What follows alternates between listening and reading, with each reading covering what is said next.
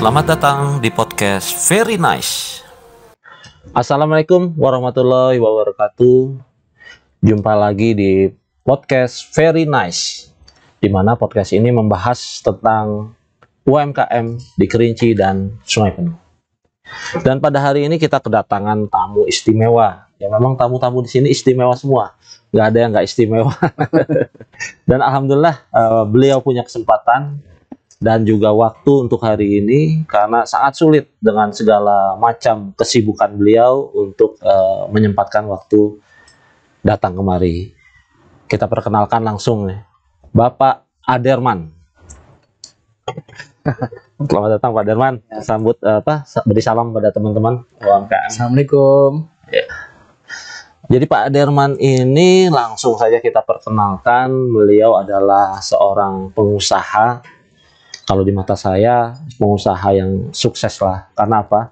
Karena beliau meniti usaha itu dari awal dan panjang nih, sampai sekarang masih berjalan. Salah satunya usaha beliau adalah onderdil ya, onderdil motor. Itu sudah 12 tahun 12 tahun ya.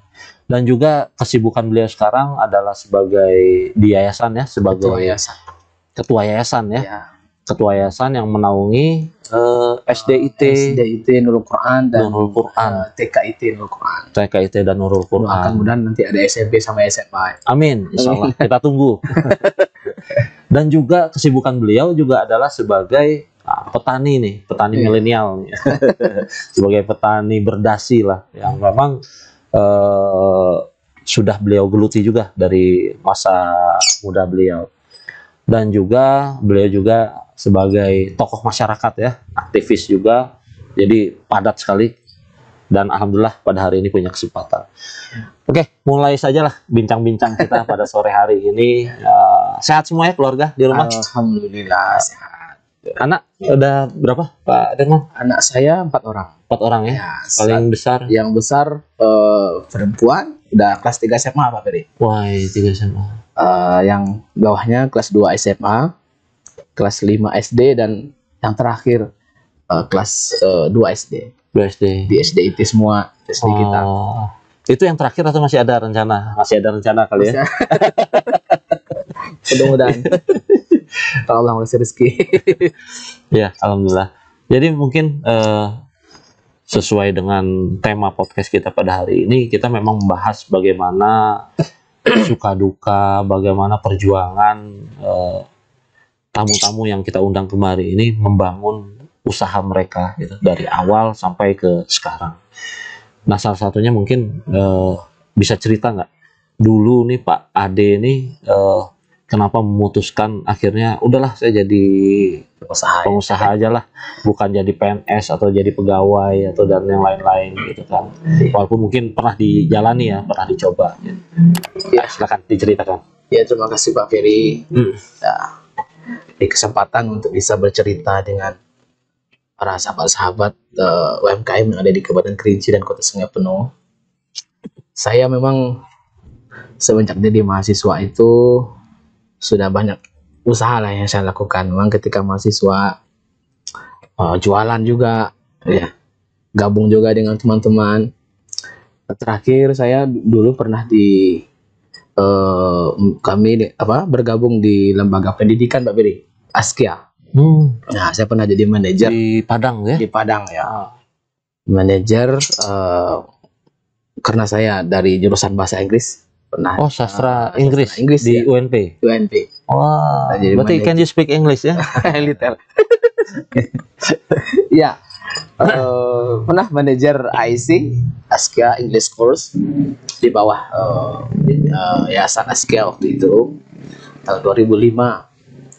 2006 saya pindah ke Kerinci, kena tamat kuliah, pindah ke Kerinci, bangun juga, pernah mendirikan lembaga keuangan syariah BMT Serambi Madinah.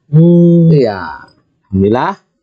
Setelah itu juga saya bangun lembaga pendidikan juga di Semoro bersama teman-teman tentunya. Karena kita berkolaborasi, tentu tidak bisa kita berkembang sendiri ya. Kita butuh teman-teman juga untuk mensupport kita buat yayasan Nurul Quran, sehingga sekarang ada TK dan SD. itu untuk bidang, kita katakanlah yang namanya yayasan ini kan sosial Pak Ferry. Iya. Bukan lembaga kita katakanlah bisnis atau benefit ya, tapi itu untuk lebih kepada kita memberikan manfaat untuk banyak orang ya, karena hidup ini kan sejauh mana kita bisa beri banyak manfaat untuk banyak orang. Nah, kalau untuk bidang usaha sekarang yang saya sudah rintis sejak lama itu yang ya di bisnis under deal sama perbengkelan. Itu sudah 12 tahun ya, sudah banyak liku-likunya Pak Ferry namanya. Kita usaha kadang ya apa namanya suka dukanya banyak sekali tuh Pak Ferry, mulai dari kita bagaimana ilmunya ya, bagaimana kita mengembangkan usaha kita ya. Apalagi sekarang juga banyak juga tantangan di dunia usaha ini, di tengah daya beli masyarakat juga lagi sedang turun sekarang nih dengan adanya krisis ekonomi sekarang. Tapi insya Allah walaupun di tengah bisnis ini, insya Allah kita usaha tetap bertahan, eksis gitu. Ya. Iya ya. Berarti sudah hampir 12 tahun ya? 12 tahun sudah jalan. Untuk apa namanya? Untuk usahanya ini sendiri, kenapa memutuskan onderdil mobil? Iya, kalau kita lihat motor, onderdil motor ya. Basicnya dari bahasa Inggris nih tadi gitu kan. Iya. Terus kalau kemarin mungkin teknik mesin masih nyambung lah gitu kan. Nyambung ya. Yang nyambungnya ya kita kalau untuk ya namanya kita mencari rezeki yang halal itu tidak harus kita di mana kita spesialis kita keserjanaan kita harus mengikuti menekuni bidang di mana kita latar belakang pendidikan kita tidak harus. Yang jelas kita melihat kalau di dunia bisnis itu kita harus tahu bagaimana bisnis yang senantiasa bertumbuh ya, sesuai dengan kebutuhan masyarakat kita hari ini. Kalau kita lihat baik mobil, motor sebuah kebutuhan dan dia berkembang terus gitu ya. Dibutuhkan selagi orang butuh tentu kebutuhan manusia tentu itu memberikan prospek yang cukup besar buat kita gitu kan. Apalagi memang kita melihat di tahun-tahun belakangan ini ya, artinya untuk penjualan kendaraan bermotor ini meningkat terus pesat. Kalau kita survei hari ini, contohnya setiap rumah itu ada motor, motor satu orang bisa dua ya. Ada motor ke kantor, ada motor ke untuk di urusan di rumah ya. Di rumah ke ladang antar anak. Bukan anak sekolah lagi udah pakai motor juga. Ya. Kalau dari segi apanya dia bertumbuh terus. Iya, betul. Tinggal bagaimana kita bisa menyesuaikan bisnis kita sesuai dengan kebutuhan mereka. Itu berkembang juga ya. Kita harus berubah juga. Karena setiap tahun itu ada perubahan-perubahan tentunya kan. Toko itu di mana lokasi? Di Semurup. Di Semurup Pak Ferry. Di Semurup. Ya. Jadi untuk di kawasan Semurup sendiri, saat Pak Ade memutuskan untuk mendirikan itu sudah banyak belum toko onderdil motor itu, atau memang Pak Ade mungkin yang pertama? Yang kebanyakan itu termasuk yang awal-awal lah. Gitu. Ya tentu kita harus kalau tidak ada yang istilahnya kita membuat usaha itu kita yang pertama gitu kan. Tentu ada juga orang-orang. Cuman kita tuh harus ada pembeda. Di mana apa bedanya? Tentu kita pertama dari segi ordernya kita harus berupaya untuk variannya itu yang kualitas baik ya. Kualitas baik ya, hasil kerjanya baik. Kemudian ordernya juga berkualitas. Iya. Hasil kerja dari anak buah kita juga kita harapkan tentu kualitas. Jadi di onderdil ini apakah kita hanya menjual onderdil saja atau ada jasa pasang juga? Ada karyawan kita juga. Jasa bengkelnya juga ya? Juga ada. Luar biasa. Jadi sudah berapa pegawai sekarang nih? Sekarang ini kalau untuk kita enggak banyak pegawai kalau di onderdil itu. Kalau kita untuk bisnis ini kita ada 3 orang pegawai. 3 orang ya. Kalau luar biasa ya. Jadi 12 tahun ini biasanya kalau kita ngelihat bisnis onderdil ini ya memang bertumbuh terus ya, bertumbuh. karena seiring dengan jumlah pemakai kendaraan bermotor itu sendiri yang terus bertumbuh ya. Dan ini juga kita nggak spesialis merek tertentu nggak ya, jadi untuk semua onderdil motor ya. Terus kalau untuk apa namanya, untuk memulai usaha onderdil ini gitu, atau memulai usaha saat Pak Ade memulai usaha ini, yang terpikirkan saat itu yang menjadi kendala utama mau memulai usaha itu apa sih sebenarnya? Apakah modal kah? Apakah tempat kah? Apa yang penting keinginan dulu yang harus ada nih? Pertama keinginan, kedua ilmu ya. Ilmunya gitu. Ya, ilmunya bukan berarti kita harus, ya memang harus. Pertama keinginan dulu, dan kedua ilmunya. Ilmunya itu harus belajar kita. Belajar kita mengenali jenis-jenis perpak setiap motor itu memang butuh proses kita. Cuman kan itu bisa kita kita jalani sambil berjalan. Bukan berarti kita ingin buka suatu usaha itu kita harus perfect dulu, tahu semuanya baru. Intinya jalan dulu akhirnya belajar. Tapi minimal riset tetap ada juga ya. Iya. Kebutuhan sekitar ini macam mana gitu.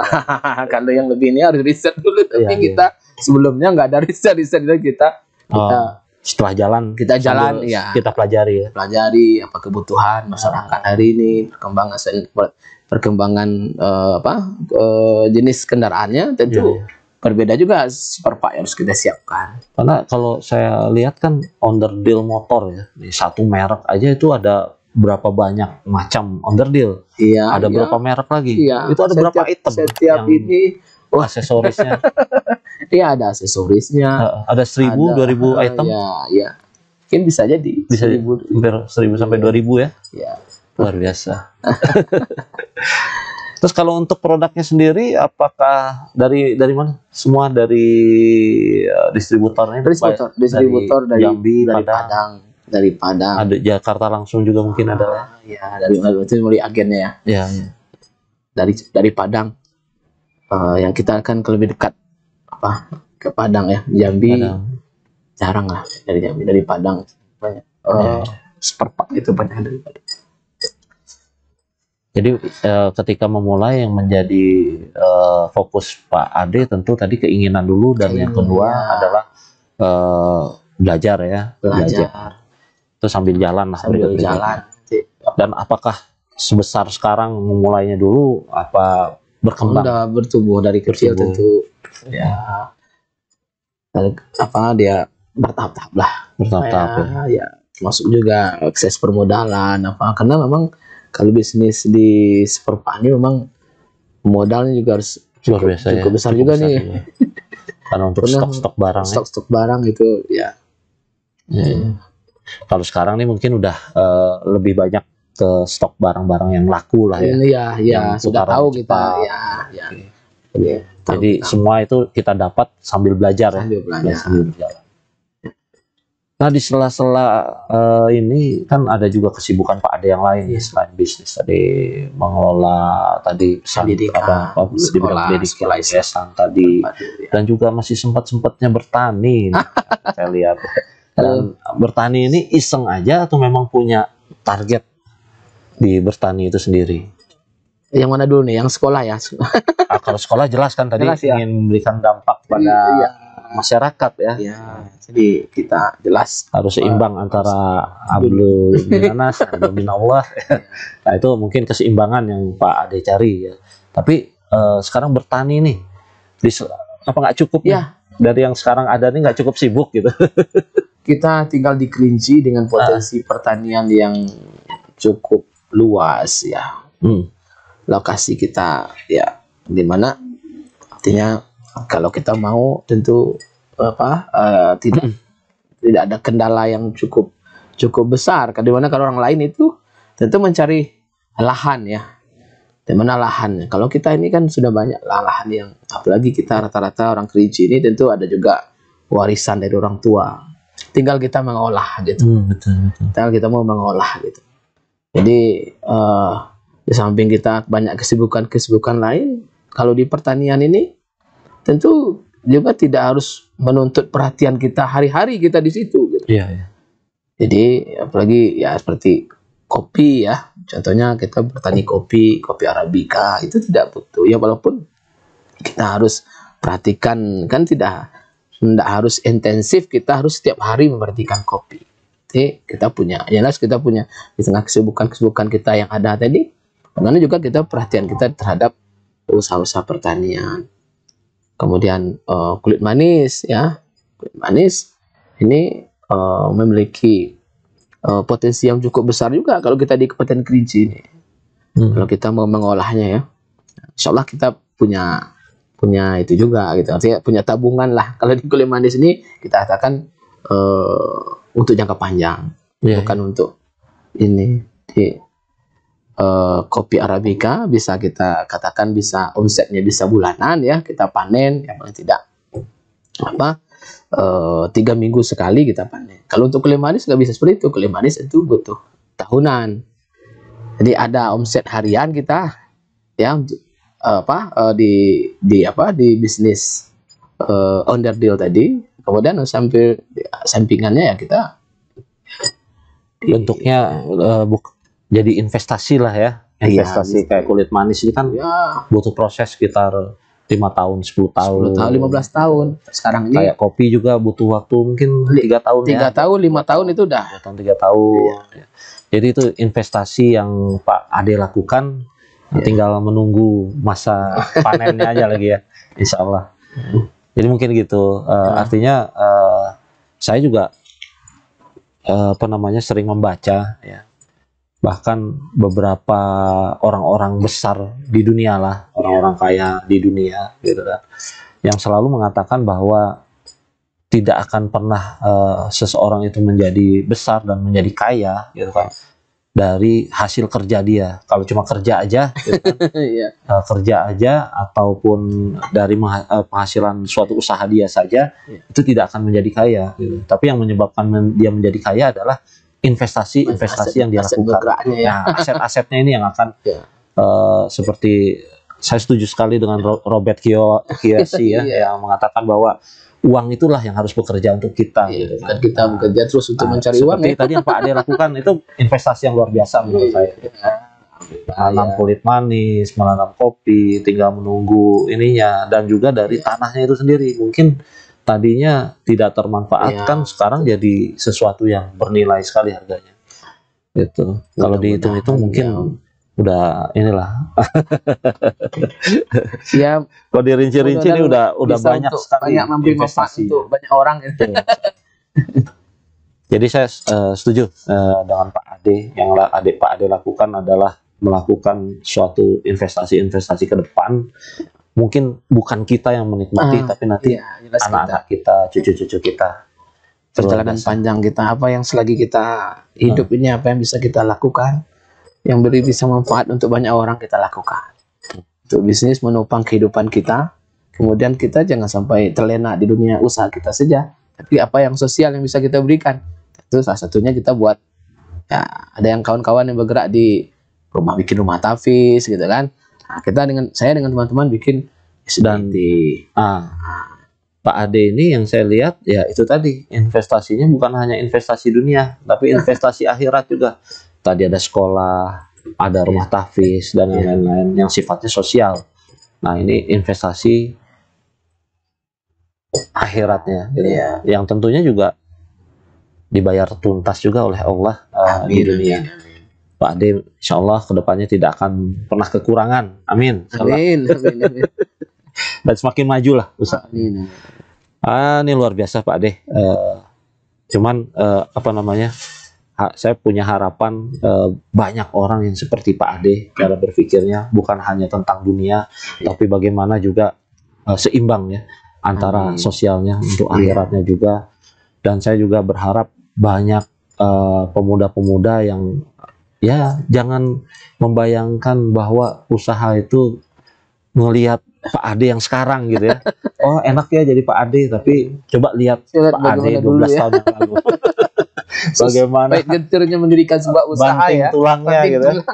Banting tulangnya, tidak mengenal waktu dan yang lain-lain untuk karena bikin usaha ini kayak kita mendidik anak ya. Ya, anak kita dari kecil sampai dia dewasa supaya jadi mandiri. Usaha juga gitu. Ya. Usaha harus kita besarkan sampai dia mandiri. Mandiri. Nah, baru kita berpikir untuk hal-hal yang lain. Dan insya Allah Pak Ade sudah sampai ke tahap itu. Amin. Mudah-mudahan. Mungkin ada pesan Pak Ade? Masih untuk- proses panjang. Nah. Belum. Artinya masih banyak kekurangan. Masih banyak Masih apa impian-impian Pak Ade yang Ya, belum Pak bisa Pak Ade wujudkan apa kira-kira? Ya artinya Mau ngapain, hidup bikin ini apa lagi kan nih? tentu perjuangan ya. Artinya yang namanya sukses itu kan perjalanan panjang. Nah, artinya apa yang kita lakukan hari ini jauh dari kita bilang sudah sempurna, jauh sekali gitu. Sebanyak kekurangan-kekurangan yang harus kita benahi ya.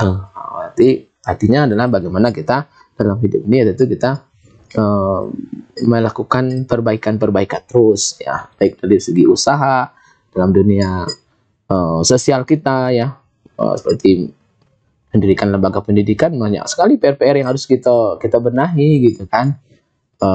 Bagaimana dia bisa berkembang dan maju dan beri manfaat banyak orang. Mungkin yang kata Pak Ferry tadi, mungkin bukan kita yang menikmati, mungkin generasi-generasi sebelum kita. Tapi yang jelas selagi kita hidup, kontribusi apa yang bisa kita berikan. Ya bukan apa gitu ya, apa yang bisa kita nikmati, tapi apa yang bisa kita berikan. Karena itu yang akan kita bawa nanti setelah kita hidup di dunia ini. Terus Ini saja, untuk bisnis sendiri Pak Ade, ya banyak orang, Pak Ade mengatakan tadi ilmunya yang harus banyak kita tahu. Nah, ilmunya ini dari mana Pak Ade peroleh? Apakah dari pelatihan-pelatihan atau belajar dengan orang-orang yang Pak Ade anggap punya ilmu lebih atau pengalaman di bidang itu dan yang lain-lain gitu, atau dari bacaan atau dan yang lain-lain gitu? Iya, semuanya bisa kita dapat ya, dari pelatihan harus ya, artinya kita harus banyak belajar lah tentunya. Bagaimana mengelola sebuah usaha tentu butuh ilmu ya Pak Ferry ya. Kalau usahanya itu sendiri bisa kita dapat melalui proses kita menjalani sebuah usaha. Tapi banyak ilmu-ilmu lain yang harus mensupport itu. Mungkin tentang manajemennya gitu ya. Tentang pemasarannya itu mesti kita dapat melalui pelatihan-pelatihan. Tapi kalau tentang ilmu perbengkelannya sendiri ya kita tahunya mesti tentu dari proses kita jalani. Nah, itu jadi kalau dari pengalaman lah. Setelah kita jalani bertahun-tahun ini kita perhatikan gitu ya. Karena itu insya Allah kita dapat ilmunya. Tapi tidak hanya persoalan perbengkelan, tapi juga persoalan kita mengelola orang gitu kan. Ada anak buah kita di sana, dan juga kita mengelola uang juga kan. Ya tentu harus kita pelajari juga gitu kan. Jadi investasi terhadap diri sendiri juga harus ya, terhadap ilmu. Ya harus kita banyak belajar. Ini sekarang banyak sarana belajar ya, melalui internet ya Pak Ferry ya, pelatihan-pelatihan. Memang saya saran saya kepada kita generasi muda ini jangan merasa puas dengan apa yang kita tahu hari ini, harus banyak belajar. Nah, insya Allah namanya dunia ini tetap berkembang, nanti kan bisa orang yang sukses itu orang yang bisa menyesuaikan dengan perkembangan itu. Nah, itu dia. Luar biasa Pak De. Mungkin pada hari ini kita cukupkan dulu ya Pak De. Terima kasih Pak Dan Ferry. ini tadi pernyataan Pak Ade yang harus saya pegang, bahwa orang ini harus mau belajar gitu. Dan Pak Ade pun siap ya Pak Ade ya, Siap. menerima siapapun yang mau belajar dengan Pak Ade. Jadi nanti ke depan kita juga ingin orang-orang seperti Pak Ade atau yang pernah kita tampilkan lah menjadi narasumber kita di Very Nice ini nantinya, ini menjadi menjadi contoh-contoh bagi masyarakat sekitarnya, bagi orang-orang di sekitarnya. Jadi nggak perlu jauh-jauh nih yang di wilayah Semurup dan sekitarnya gitu ya. Kalau mau belajar tentang ilmu bisnis, bagaimana memulainya gitu kan. Nah, bisa ngobrol dengan beliau. Banyak sekali ilmu yang bisa kita dapat. Betul. Walaupun sedikit gitu kan. Tapi keberanian untuk memulai itu yang kadang harus dimiliki oleh seorang calon pengusaha.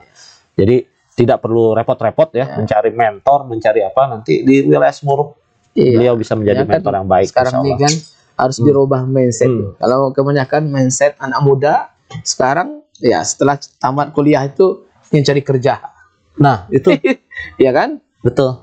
Kan kasihan habis sehari, habis waktu kita untuk bekerja dengan orang. Kadang-kadang tanpa gaji, honor misalnya kan. Harus dirubah mindset itu gitu. Justru kita harus berpikir menciptakan Lapangan pekerjaan. Perbuat Saya pendapat sekali. Teman-teman dari Semurup dan sekitarnya yang mau mencari mentor, nah ini bisa nanti komen ya.